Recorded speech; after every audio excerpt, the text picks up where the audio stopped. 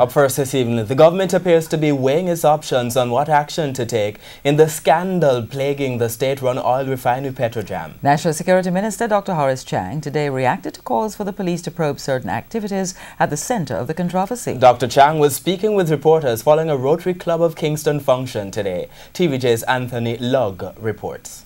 It has been a case of departures and new appointments of critical personnel at the scandal-plagued oil refinery Petrojam over the last 2 weeks. From reports of corruption and nepotism, project overruns to the hiring of incompetent people.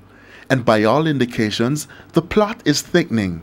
On Monday, the parliamentary opposition called for the major organized crime and anti-corruption agency MOCA to investigate corruption allegations at Petrojam.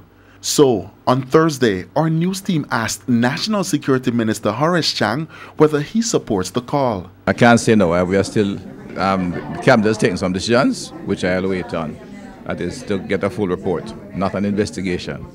It's a report by the Permanent Secretary on all the activities at Petrojam. At that point, we'll take a collective decision how to approach it. In a release on Wednesday, the People's National Party, PNP, outlined reasons for rejecting the tasking of the Permanent Secretary in the Energy Ministry, Hilary Alexander, to conduct the investigations into the matter.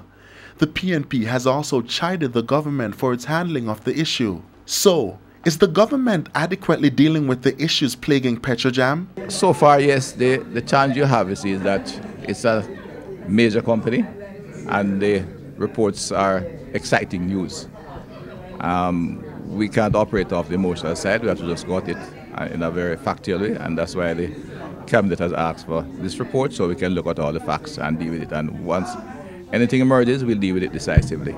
The board itself, which was there, has been replaced, and now we're moving on.